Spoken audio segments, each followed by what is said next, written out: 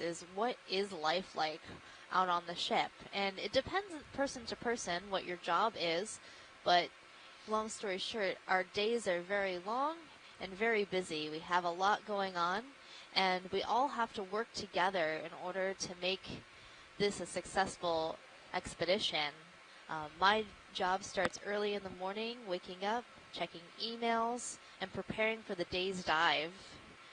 We do a pre-dive meeting, a pre-dive call to let everybody know what the plan is for the day. Should we look at this fish? Then talk throughout the day about what we're seeing during the dive, and all of our ROV pilots, navigators, and videographers are constantly taking clips and driving the vehicles. And they communicate with the bridge, and After the bridge the fish, actually maybe we can moves do the ship. starfish. So we're moving the ship, then we move the ROVs, and it's a delicate dance within the deep ocean. After the dive, any samples that we've collected need to be processed. So our ROV crew helps us recover those samples and bring them into the wet lab, where we can catalog them, photograph them, and prepare them for archiving at the Smithsonian. This is a really cute little rat-tail fish hanging out near the bottom. Samples at this point. Its really large eye and delicate Bridge features nav, go ahead. make me think it belongs to the Okay, genus received. Thank you. Nizumia. Rat-tail fish are also known as grenadiers. Sirius is starting to feel it. Yeah.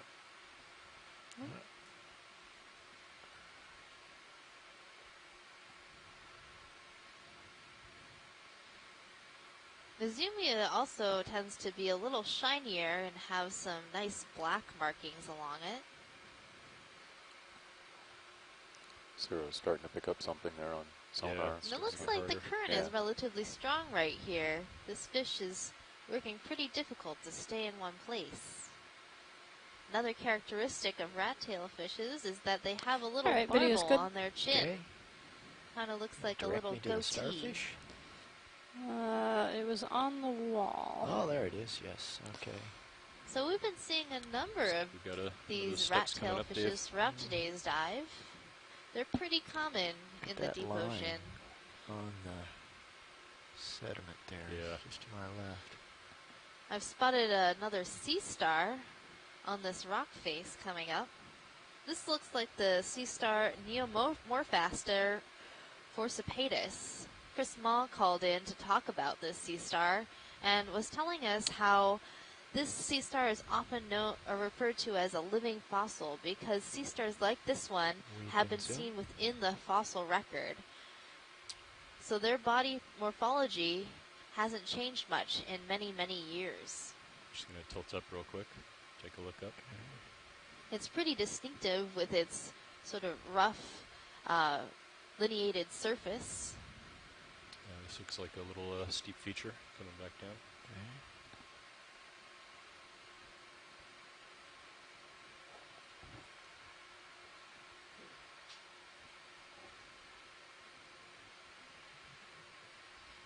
Oh, yeah. And they tend to be pretty common in this area.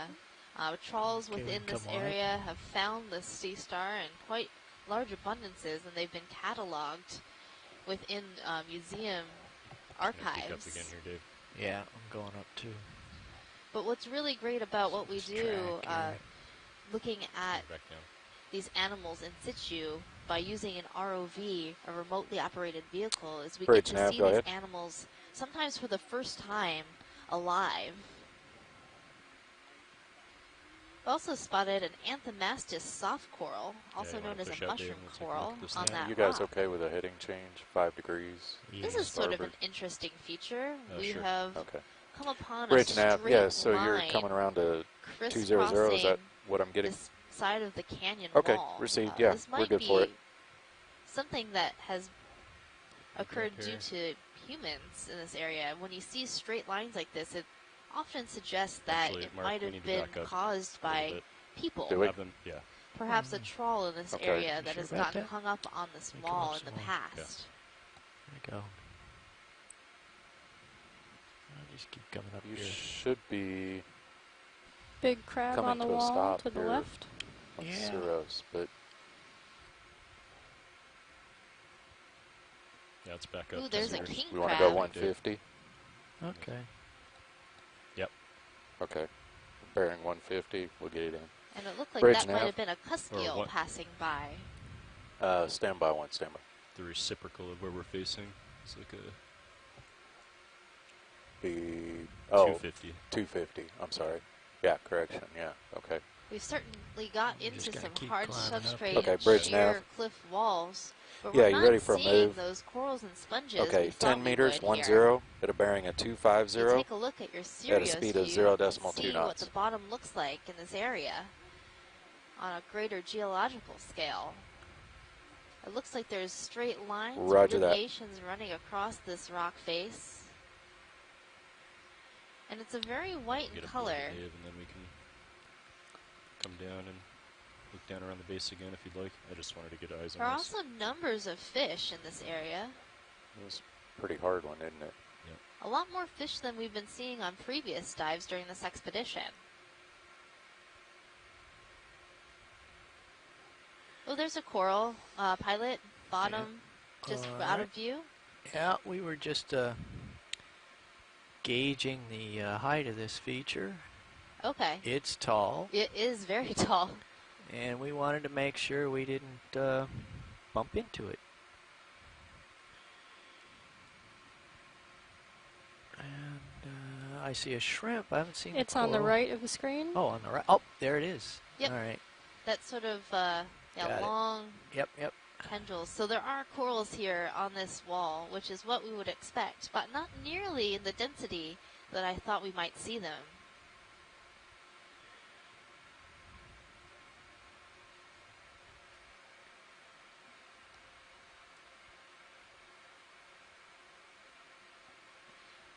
Come up a little bit and get a better So we view. often find corals on these steep slopes because these areas tend to be areas of current acceleration.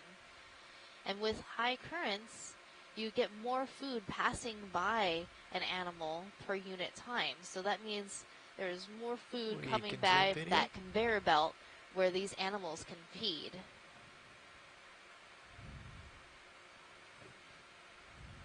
We're zooming in on this coral. It's Got some very delicate associates. looking.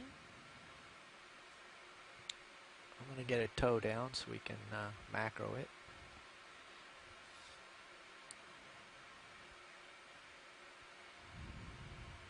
And as we've So gotten co-pilot closer, we between can see the, all sorts heading of things we change. couldn't We can see zoom further. when we were And further the backup, away. it looks like we're going to be actually back about 15 meters. Heading change moved us a little bit.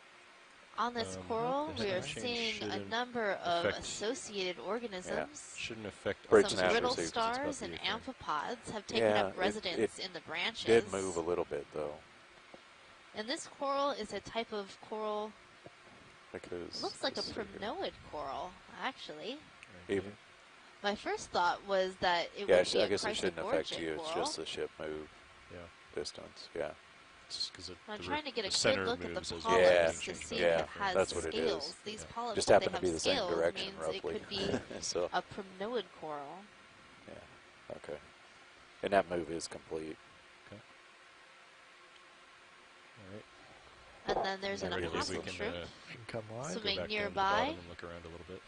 They're called opossum shrimp because they have this brood pouch where Let's they just get a specimen. brood their young.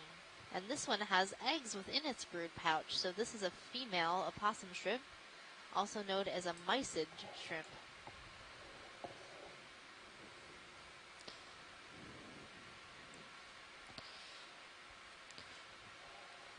Watchlead, did you want more close-ups of that?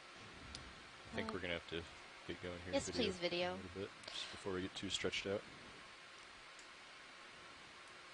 So on shore, Scott Francis, this primnoid coral is likely Yeah, I'm backing Thorelia. up, Dave. Yeah, I And see that. Thorelia kind of looks a little like a Christmas tree, with branches coming off in many directions, just like this one is.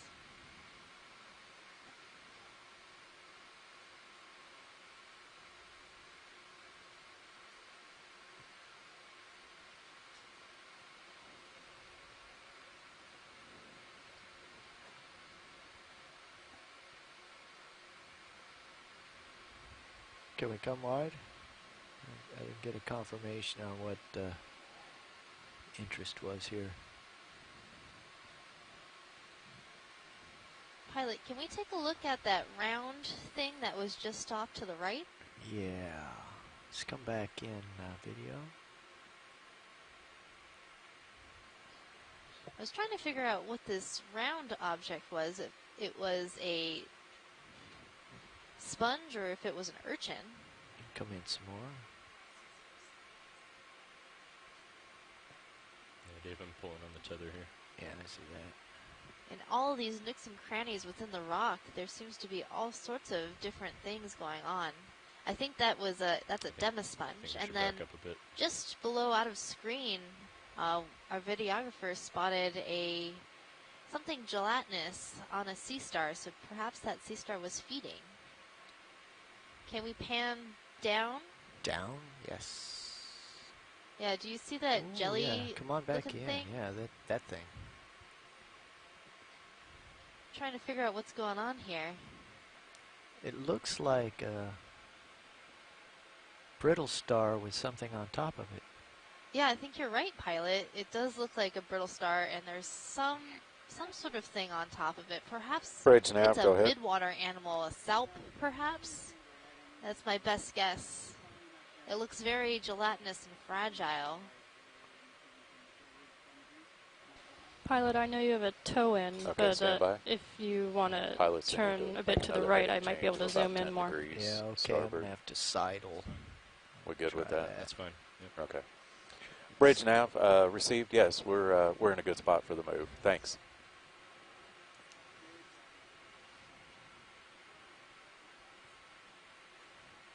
Welcome back, Jeff. We found you some we can go some geology. more. Thank you, Pilot. So we're zooming in on this strange gelatinous mass that I think might be a salp or some type of midwater jelly. I'm wondering if this brittle star might be eating it, or maybe it's a type of tunicate. I'm not sure. Who's It eating seems who to be here? attached to the rock, so then it's not a midwater animal, but something that actually lives down here, Yeah, perhaps a you can hold Dave. tunicate. We're gonna have to leave because somebody's pulling on my leash. Okay, Pilot, thank Come you for the wide. good view. I Hopefully, think if we some could of go our back down to scientists the on bottom of this shore feature and Okay. explore can the base a little take bit. a look at that and let us know what it is.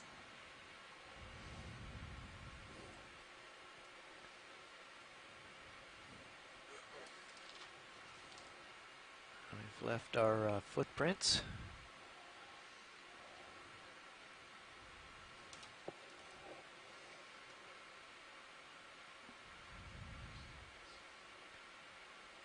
And we've This is a really, really tall wall that we're looking at here, Jeff. We just went up a little bit to make sure there weren't any overhangs.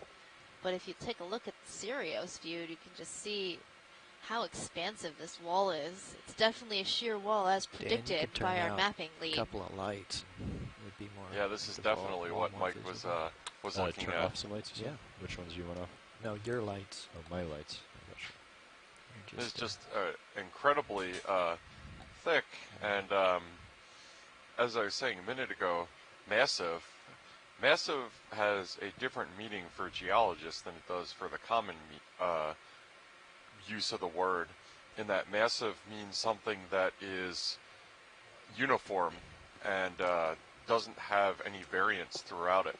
So when you say massive deposit, it's actually talking about just being one substrate or not having any variance in grain size within it, which is what we're looking at right now. So is this a massive, massive deposit? As we continue to pan down the wall, it certainly seems that way. It's also of note, yeah, we just continue to go down, and that this is all just this really bright carbonate or limestone-looking stuff. So this must be from a really continuous reef-building sequence, is what I would guess, that deposited all of this. So it's interesting to consider that for every, meter or so of vertical accumulation that you're seeing here, it's probably representing tens or hundreds of thousands of years, if not millions. So this is just really invariant conditions that were prevalent in this area during this depositional phase.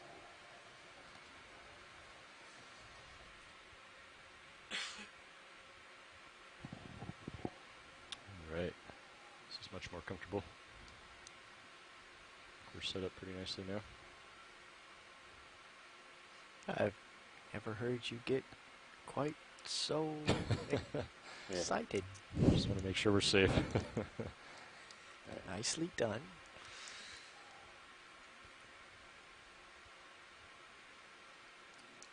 Okay, we're coming down to what might be called a toe. There's this, Jeff, there's this mystery feature.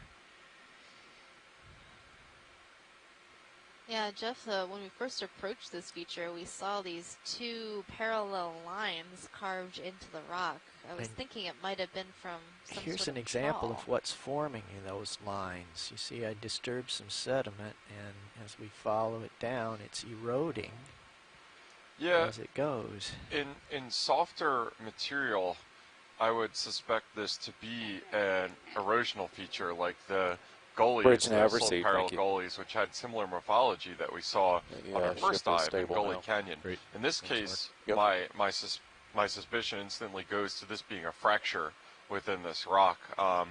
So these are common. Sometimes they're oriented along bedding planes. Sometimes they're just a kind of more random place of nucleation where one initial crack starts and then it just kind of propagates down the rock wall. And we see this a lot in subsurface data from seismic data, in which we can observe strata or layers of sediment being disturbed or discontinuous from these fractures. In this case, to be able to see one propagating continuously down this really spectacular outcrop is really cool.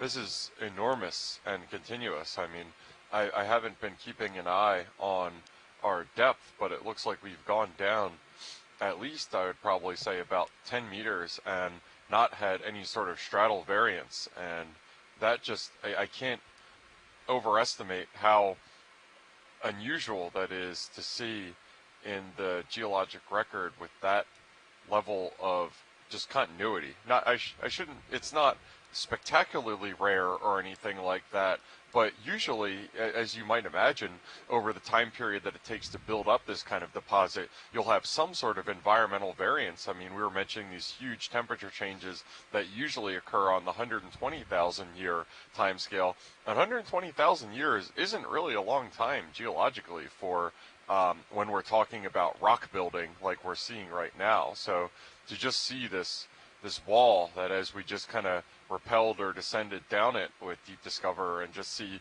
completely invariant lithology is really, really neat and interesting. We'll go back up and make note of the vertical traverse here. We're at 1255 meters, and we'll go back up. Yeah, I'm wondering if some of our shore-based scientists like Kelly Brumley or Jason Chater, or I see Carolyn Rupels in the chat room as well, have any sort of inference for what age of rock that we're looking at here right now. I know a lot of work, as I said, has been done on characterizing the lithology of the U.S. Atlantic margin as early as the 1970s and 80s, so it's relatively constrained. A lot of people have done a lot of research on it, but for going on this small scale from canyon to canyon and characterizing it is a lot of that work hasn't been done yet. Let's zoom fish as we go by here. Yes, this is a new fish we haven't looked at yet today.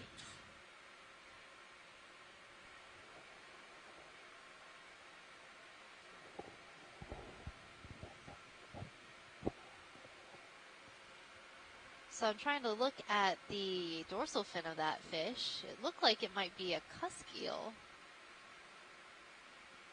But it was a little too fast. I needed a little extra time on him. But that's okay. We'll see another one. Come on again. I'm really keeping my eyes peeled for some really cool corals. Seems like most of the corals we've seen today are really light colored, so they'll blend in easily against this white background. And check There's out our this crab crab. friend. Up. Just looking at geology and almost missed him. Yeah. That's It's one of Jeff's favorite crabs, these king crabs. see if we can. Yeah, I wonder if this is a juvenile one or an older one. Zoom. This one, to me, is an older one. It's much larger and has a deeper color. So likely a Neolithodes king crab.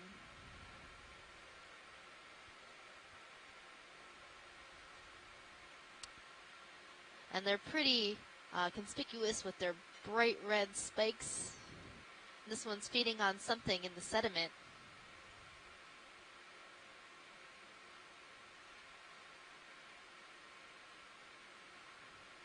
Now some of these crabs have spikes that are even longer and more spindly, and this one has shorter spikes. So by looking at these different features, we can start to figure out what species this crab might belong to.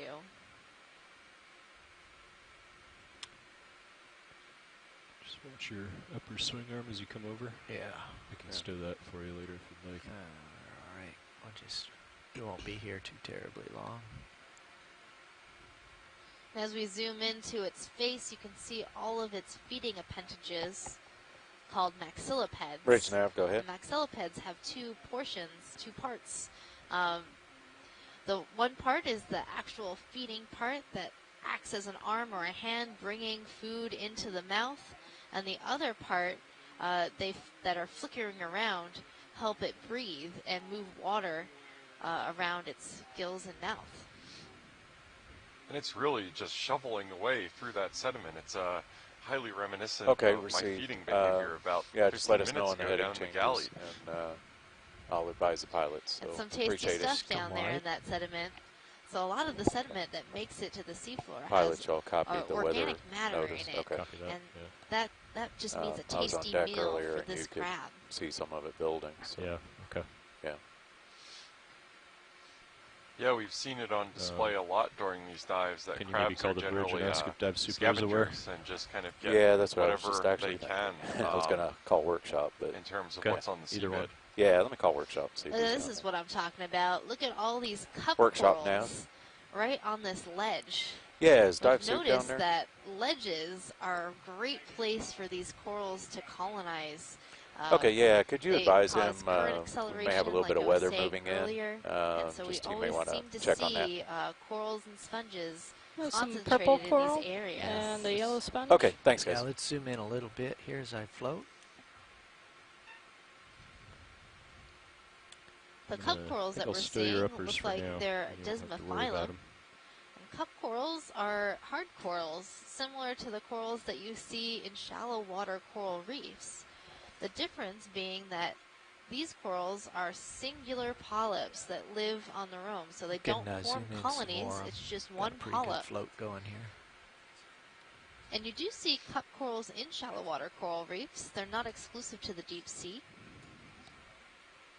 But these ones do not build reefs. They are just part of the community.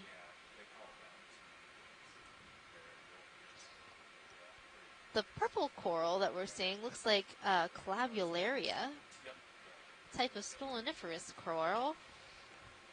It's very conspicuous with its bright purple color.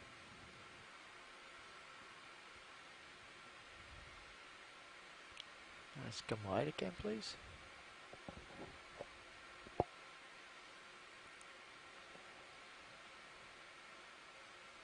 And we're also also seeing a really beautiful glass sponge, a yellow glass sponge.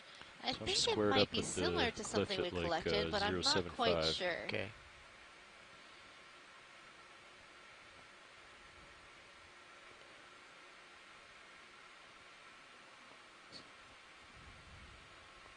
So it goes more up this way, you said, Dan? I'm Yeah. looking at high pack. So On we this did section collect a anyway. sponge Okay. that was So a 075 lemon or yellow so. color Okay. on one of our You can previous zoom. dives. We believed it was a Just so you're Hertwiggia aware, they have the glass waypoint sponge. more And up as we this zoom direction. in close to but this sponge, I I want to think it's get a just good get look to the at top. I'll the double check, openings or the but osculum. Yeah, we got to follow the steep So this parts. does Right. look like Yeah. a soft sponge, likely in the subfamily Corbitellinae in the Euplectellidae family. I'll check in with Watch Lead in a minute, make sure there's not a hard. So waypoint it's there. likely that this might be Hertwiggia. And next to it, I think I'm seeing a black coral. Co-pilot, let's get the fog lights on. Sure. That'll help with this. Ready video? Let's do it. Headlights on. There we go. Getting altitude readings on Sirius Watch Lead now. nav. 30 meters.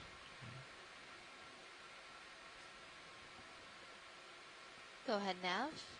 Yeah, I just wanted to check on the waypoint, just to kind of get your feeling on it. Is it a hard waypoint, or are we just focused on trying to move up the steep parts? We to the want to, peak? look as much at the steep parts as Come wide, possible. Can we Okay. have just okay, so another if we second? I follow the haven't steep quite gotten parts, it get yet. up to the point. Yeah, I tell you you're what. good with let that. me Exactly. come wide and let me Okay, perfect. put Thank a you. toe on it. And then Yeah, I'm we'll get sorry. up. I'm just fighting the. I'm jiggering around here a little bit.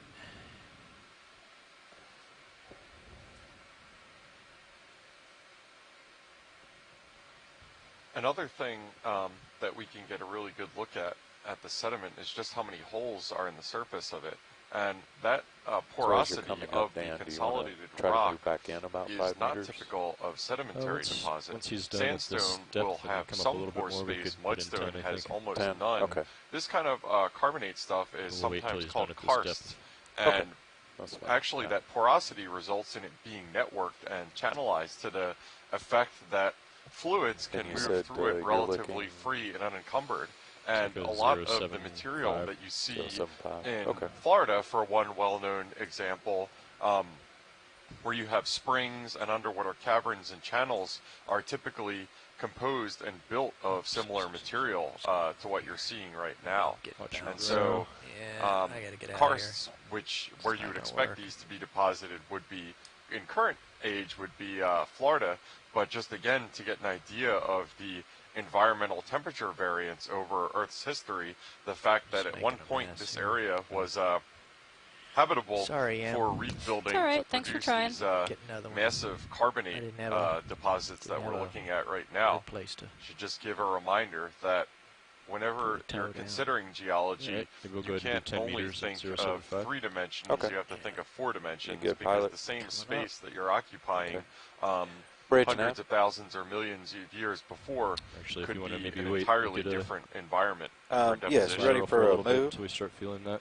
Okay, distance 10 meters, 10, bearing of 075, speed of 0.2 knots. Yeah, so our mapping lead, Mike White, just came in to tell us that he was a massive, enormous roger that. Thank you, 10 Bridge. meters of depth off from his prediction of where we'd be seeing these sheer walls. And you have to understand, in these areas We're of gonna maybe thousands come of starboard meters and deep that we'll we're diving in, hold at getting this something depth for a off few by minutes 10 while meters Sirius is comes- just like catches a up. really egregious and terrible mistake. and Mike, Move that's is in, but so- in all seriousness, that's pretty precise and that's pretty awesome. Start to feel And it soon. as delivered, this was sticking out like a sore thumb on the slope map, and just identified to be this kind of stuff, and it's amazing to see.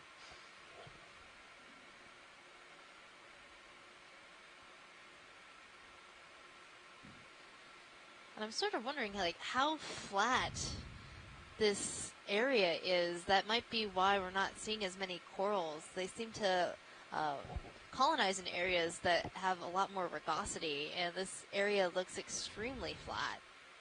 What would make these sort of lineations parallel heading upward and such a flat surface?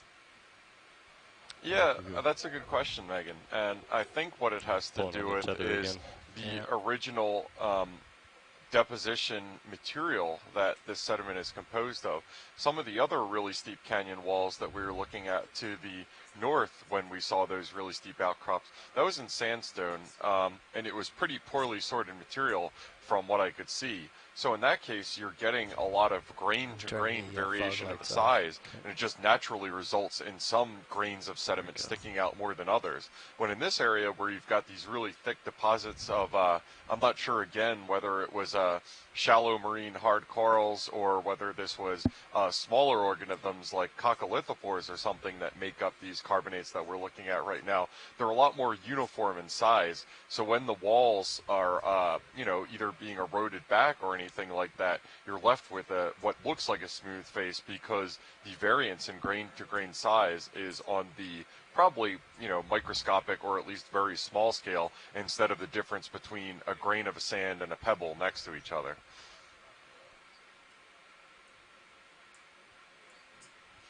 That makes a lot of sense. And this dive is looking a lot like a dive I watched in the South Pacific, where they were diving on a wall that, if I didn't know any better, would have thought it was exactly the same one. So even on seamounts in the Pacific, where you have a lot of reef building, we're seeing something very similar here in Atlantic canyons. Yeah, and that's another area, a seamount during the current era where you would tend to expect a lot of this carbonate stratigraphy being built up, where seamounts provide the initial thousands of meters of relief off the seabed of igneous material, volcanic deposits, and then once the seamounts get close enough to the surface to where corals and their photosynthetic symbionts, zooxanthellae, can take advantage of the sunlight, they start to become the dominant surface or rock building organism in the area.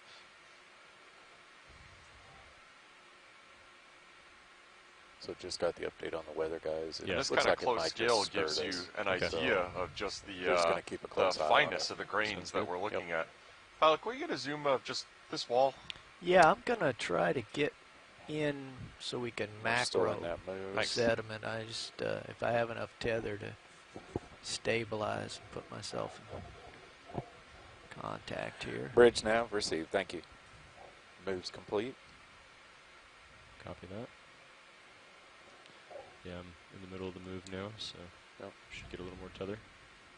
Perfect. So I was just chatting with Scott, and he said that there hasn't been too many collections from Veatch Canyon. So what we find here today and what we sample here today will be very important to understanding the diversity here. And one of the things that we want to look out for are sea pens, or rock pens. Rock pens are specialized sea pens that have an inflated peduncle that allows them to attach to rocks. And none have been collected, so far as we know, from this area. Yeah, so this is a really incredible zoom that we're looking at right now. So you can see the general material that composes this is really fine sand or probably smaller than sand grained, and these could be tests or the bodies of carbonate building organisms, or it could be skeletons of corals that were growing in shallow water. I don't know enough about carbonate stratigraphy to know the difference, so we're looking. We also see a couple of other slightly larger class embedded within that. And a lot of times carbonate stratigraphy can be prone to slope failure as well, so you can kind of get that mixing up effect and some other materials integrated into it. But this fantastic zoom from Okeanos kind of gives you both an appearance of the pitting of the surface, which again, a lot of this pitting is probably due to chemical weathering, the fact that this basic material, this relatively high pH that limestone or carbonate has, can be eroded by even weakly acidic solutions, and also just how really small the individual grains that compose this kind of material are.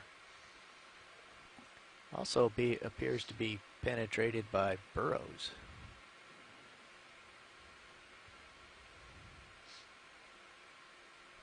Yeah, probably some of this is also bioturbation as well, Zoom or in on Sirius real quick, biologically Emily. generated small organisms burrowing into this. It's relatively little hard, more. but limestone and especially chalk is also friable, which means it's hard, but it's crumbly. Yeah, a little It's more. not the kind of thing that would be pretty much really hard for an organism to burrow in, something like a I'll find mudstone, just a little, which just flap in packs really flat, squashes all axial the water wash, I out of think. it, and becomes Yeah. this really hard rock. Okay, we can come out. Thanks.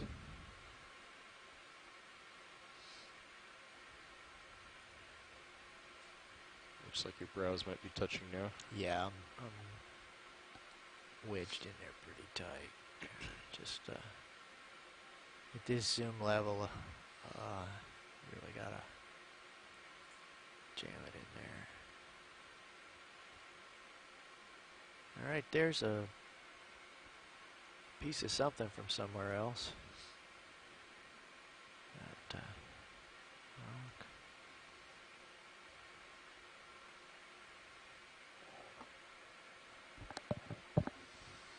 So I keep seeing these sort of gelatinous blobs all over the rock, and I'm not really sure what that is. It could be a type of sponge, or perhaps another type of organism.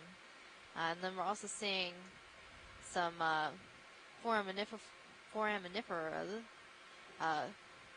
Those are those sort of plant-looking things.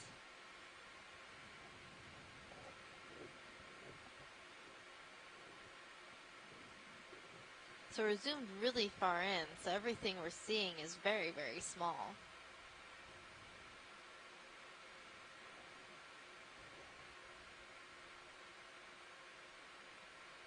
There's a small tube worm. You can see its feeding appendages sticking out like little feathers from the end of the tube.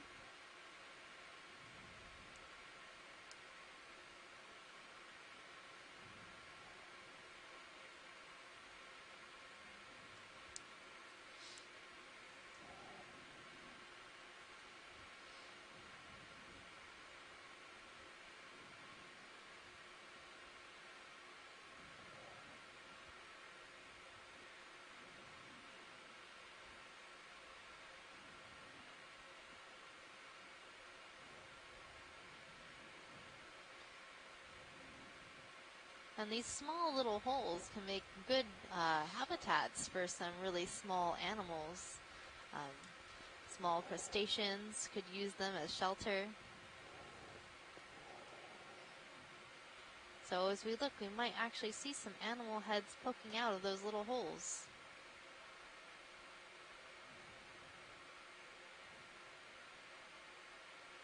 There's an anemone and with some of these pebbles. These are all very small organisms.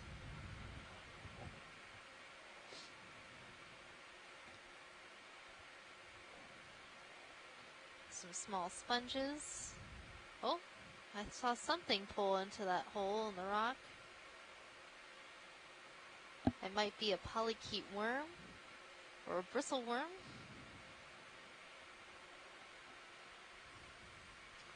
Yeah, and I'm being relatively quiet. I am looking back in some old U.S. Geological Survey papers that were looking at some deep-sea drilling project boreholes, which are usually our deepest penetrating records where we have the actual rock formations described, to try to figure out what environment we might be looking at with these massive carbonate beds. And seeing some calcareous beds described in these.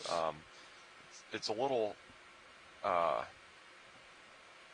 to look at these boreholes from relatively far away from where we are right now and make on-the-fly interpretations. I probably won't try to get that precise just to avoid sticking my foot in my mouth. I'm just doing this for the sake of curiosity and just, again, how striking it is seeing these pull out slowly, really please, thick video. calcareous beds. We'll put the lasers on so we get an idea of scale here.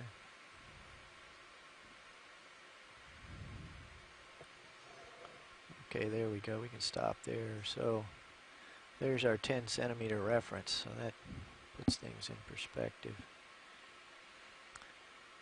Okay, we can come all the way out. Thanks, video.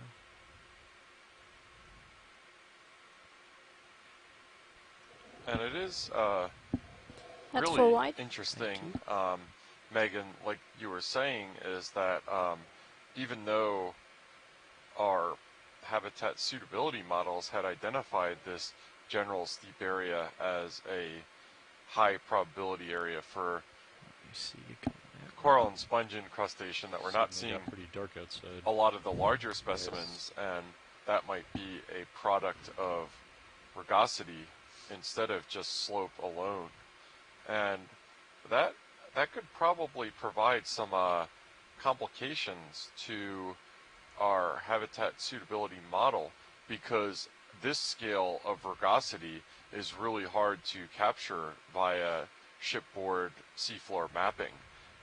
When you're getting variations of the order of centimeters, you know, or even lower than centimeters, actually, it's difficult to gather that information from the surface. Bridge nav, go ahead. So in that case, this kind of context where right now so far we've seen a couple, pilot but probably shell, not in the density of corals maybe that we just might let 'em expect. know we're on a That steep would cliff, be an and so example just need of to an be area extra that's sure predicted we're to be highly about the suitable, A-frame. but other than Okay. a couple patchy areas, it's not Bridge nav.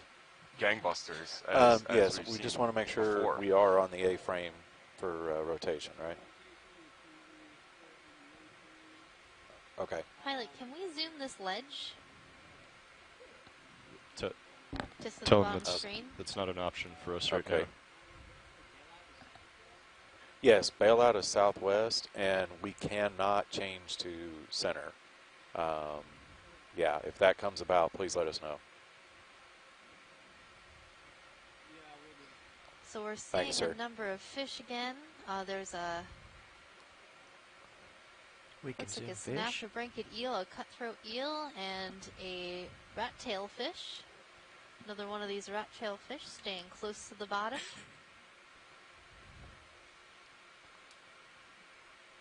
Yeah, and in case you haven't, if you're following along on shore, I highly recommend you check out camera And feed just to number confirm, 2 pilots, it's from a 5 Sirius, degree just to kind move, of, so it really gives you kind of a zoomed yeah. out sense of scale for just how large this continuous carbonate outcropping is that we've been looking at here. It's enormous. Yeah, with when weather systems like this Little come in, squat lobster, I it's see possible you. that winds pick up to be very high very quickly. Yeah, I know. I'm watching and I them. know sometimes There are like a lot of when that's small happened in the things past, hanging out they've had to change in the here. center Oh, there's rotation a small to coral. midship in Come order wide to Couple for the bigger polyps fish. of make your heading bamboo changes to coral hold station. Yeah, and a But small obviously, demo sponge. if we were to do that right now, and this eel, a heading change about midship could swing serious into the it would cliff. definitely let's move. really make yeah, its serious. way. Yeah. This is So it's just really important to Synaptobranchus reiterate that gracilis, and clarify. And type of cutthroat Well, eel. definitely, when we made the last one, you could tell it was on the A-frame because I noticed that, you know, Right. the center of the ship moved. So,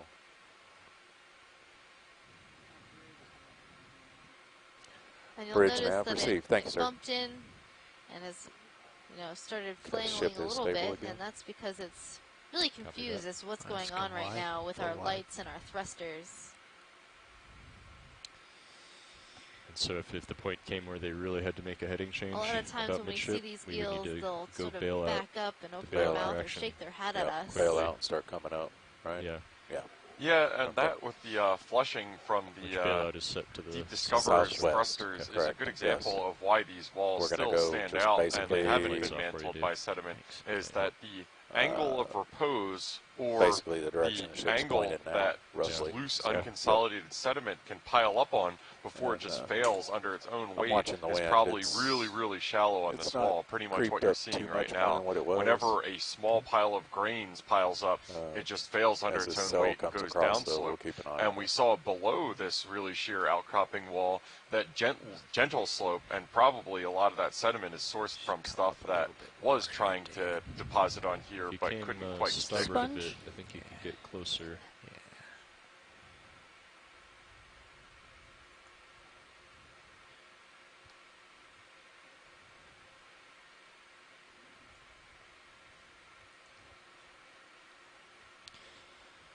Watch leads. This is co-pilot.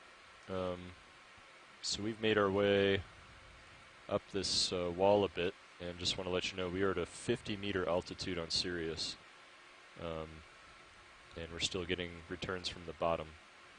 Yeah, so this wall is, we're up 50 meters, almost vertical, a little bit of a slope. Yeah, we were at 12. I think it was 12:55. Co-pilot, just to confirm, Yeah, is I that did note it. 50 You were at meters that we've 12:55 been at the in bottom this down really there. steep You're area, or is it 50 They've come meters up from quite the a bit. bottom of the canyon?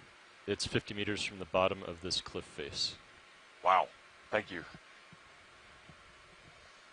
Yeah, so our co-pilot, who is piloting Sirius, which is on feed number 2, just informed us from sonar returns from Sirius that we're getting hard returns, and we've been getting those Bridge off nav, of go this ahead. really steep wall for 50 continuous meters. Okay, pilot's another And 5 degrees. Sounds good. I don't want to Bridge nav throw received. out Go ahead. any Thanks. sort of numbers for how much geologic time that would represent in this area. It's higher sedimentation rates than the deep sea, but 50 meters is a lot of time in geologic time. It doesn't matter where you are. That's a huge amount. Might need to come back down a little bit in order to get And to the here wall. we're joined by one of your favorite friends, the short Kind of fin pulling on the tether squid. again. Alrighty.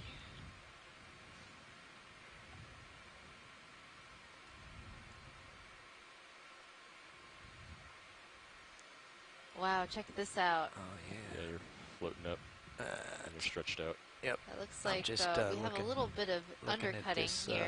overhang here. So we're It's going to covered be with a cut bit corals. cautious as we continue on. But So I'm once that seeing heading a lot change of is stuff done, on this part of the rock coming up, and I'm really excited to see what Yeah, we could all do those like little white 10 spots meters. are. I'm Okay. feeling it's a bunch of Towards coral and 0.75. sponge. Okay, I was going to ask you the same bearing, it looks like. Yeah. Okay. Bridge nav, go ahead. Oh, sorry. Sorry. Wrong mute button.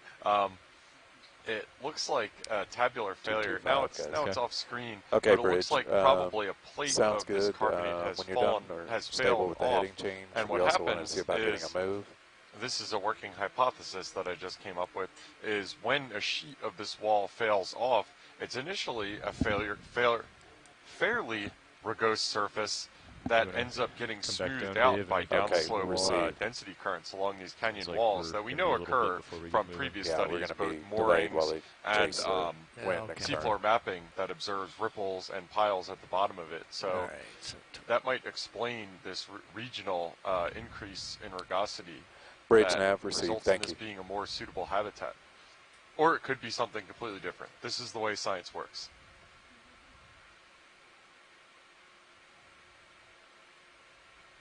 Well, in any case, it's really cool, and the biology seems to love it, so I love it. what is that under there? Yeah, I think those white things might be sponges. Do you think we can get a zoom of that? We're gonna try. We're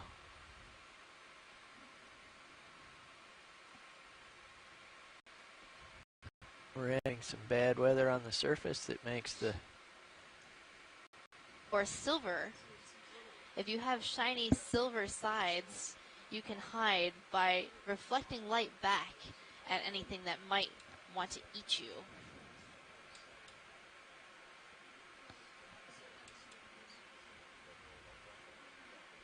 Yeah, just so right now we're streaming like inverse of the heading of the ship.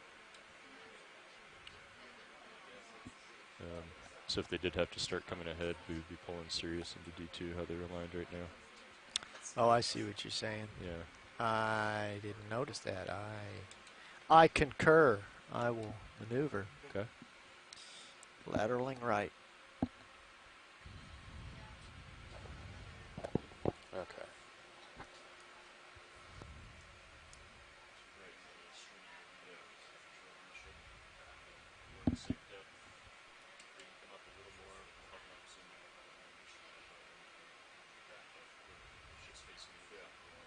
You want me to zoom it out? Yeah, yes, please. Okay.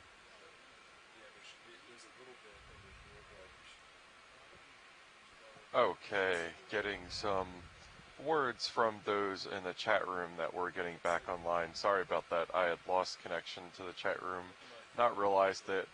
For anybody who didn't get the update, we are in bad weather out here right now. There's what looks like a squall blowing through right now. Our back deck camera we've got up right now, and we're just getting lashed. So we pulled off bottom. We're hanging a couple 100 meters above the bottom, just to get us away from those really steep, really cool carbonate walls that we were looking at. And obviously the weather was probably related to the lack of connection from our satellite uplink. So right now the plan is to hang in the water column with Deep Discover and Sirius, safe from harm from hitting anything, and hope this weather abates and dies down a little bit so we can continue the dive. We're not sure whether that will be possible yet, but we're going to just hold out hope and have our fingers crossed that we can get something else out of today. So I'm pulling you a little bit, but I don't know, Dan. You might have to swing yourself around and let me stretch out on you. Yeah, I'm turning my head here. I'm just keeping you in my tail cam right now. That's good. I'm just about lined up where I need to be. Okay. Heading wise. And there we go. Pushing out.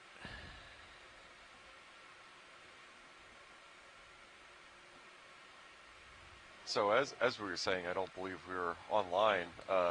This is fairly similar to what we were doing yesterday in a much more planned and constructed manner, where right now we are kind of hanging in the water column and watching Deep Discover's camera as some interesting midwater fauna drift by. Sirius doesn't, we've seen a number of go, copepods and jellies so far. If I can. Well, let me just push out and see if I can. Mike Ford, our onshore midwater expert, one of our midwater experts, we'll have to tell him that we got a ad hoc midwater dive in today. So I put together for myself a hand-drawn cheat sheet of animals that we might see in the water column. So I'm going to use that to help you tell a little bit more about what we might be seeing as we wait for an update from our ROV So you're team. not ahead, but we're kind of opposite. Yeah, if I straighten out, I won't be able to pull you around. You'll see where we end up here. We'll just take auto head off. I'm pushing out. We'll see where we end up. Sounds good. So that little swimming thing that you're seeing is a suggested shrimp. Yeah. Seeing some cyclothonia or bristlemouth fish. You might be seeing some krill as well as copepods. Ooh, what's that? Oh, that looks like Paralia, a type of jellyfish. That was a cool looking one. That looks good. They're pretty distinctive in that they have that dusky red color. So they're a what most people would know as a jellyfish.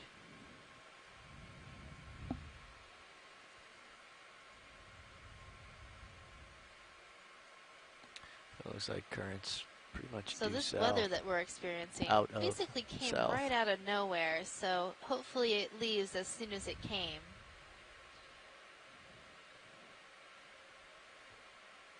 There's a really interesting green blob. Didn't get a good look at it. Yeah, not getting updates on the. When we were ascending yesterday after our midwater dive, we saw what you tentatively identified as a pyrosome, which was just this extremely large but also extremely insubstantial jelly blob that was really cool to see. Yeah, pyrosomes kind of look like a bag. It's like sort of a cone shape, and this one was particularly movable. It seemed to have more of an amorphous blob shape to it, and a lot of them tend to be very attenuated and cone-shaped. And they're a colonial organism that moves and drifts with the currents. Yeah, unfortunately I am extremely outside of my wheelhouse right now during these midwater or ad hoc midwater dives. If you ever meet a pelagic geologist, he might be trying to sell you a bridge somewhere. But as an interesting side note, while we are just looking at the deep blue sea and talking about geology, there's an entire subfield of physical oceanography that was discovered accidentally a number of years ago that is referred to as seismic oceanography. And what happened there is that a lot of the tools that geologists use to image the subsurface and look at these kind of faults and fractures that we've talked about noticed that Hey, video, I'm with the you difference here. in temperature and Zoom salinity fish. of water masses can actually be imaged on the seismic reflection tools that they use to look at the subsurface as well. It looks like we're seeing a juvenile synaptobranchid eel, a cutthroat eel. And this one's a very little one, so this is just a juvenile swimming in the water column. Bridge nav, go ahead. These eels can get quite large, up to a meter in length. Okay, let it go. So, seismic oceanography was the method of using seismic reflection profiling to note the presence of different water masses and the difference in temperature and salinity between them. And what they discovered was they were accidentally using a much more efficient tool of mapping the location of these water masses that had been capable of being acquired before. And the great irony of this is that received. And up is there until any they others realized that seismic behind this one? oceanography was Any a really other good cells? tool, they were mostly throwing away the water column data because it was just taking up extra hard disk space at a time when hard disks or paper reels had to either be physically stored or digitally in a really expensive manner. So it's just kind of this irony that now this entire subfield of ways of imaging the movement of really huge scale water masses, we could have known so much more about it before if only we had been recording the data. Okay, received. I'll talk with pilots, but I think we're probably going to end up hanging. And what for a about few. finding I'll seeps like find we out did from them this here. evening? Stand by. So, Yeah, that's a great I point, heard Megan, You and guys are it really aware. dovetails into something Pretty much that we just were wait. talking about with Mike Okay. White, our mapping lead, Yeah, bridge earlier nav. this morning. In that, in much yeah, the same way we're just going to as sit here and hold geologists the used to depth throw we're at out the clear water to the column bottom, data so of their we'll get the subbottom clear profiles, when you guys are ready. for a lot of times when multi-beam sonar was a great tool for seafloor mapping, most people were throwing away the water column received. data Perfect. from Thank that you. as well. Because the idea is if we want to map the seafloor, why would you even bother collecting the water column data? As it happens, that data is really useful as well. In particular, as it came up this morning, water column anomalies can be imaged on multi-beam that indicate the location of seeps or gases or liquids or fluids being released from the seabed. And that can tell us a lot about really interesting biological or chemosynthetic communities where those might be, as well as potential preconditioning factors for slope failure.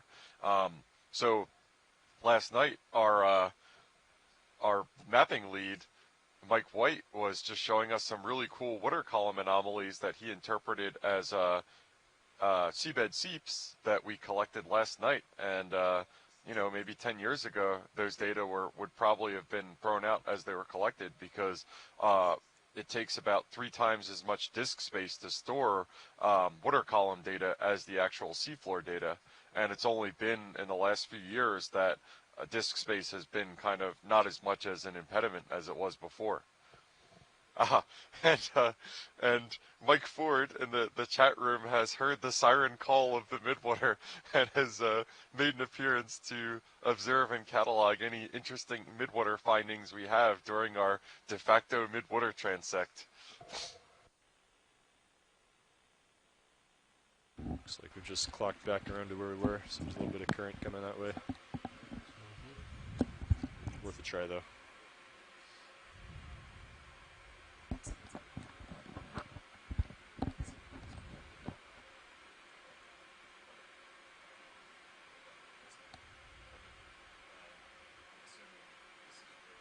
One of the fun facts I learned about some of the jellies that live here in the midwater, the halicreatid jelly or hydromedusa, have this really interesting adaptation where they have these sort of spikes and bumps on their bell, and that keeps them from being eaten by other jellies that live in the water column.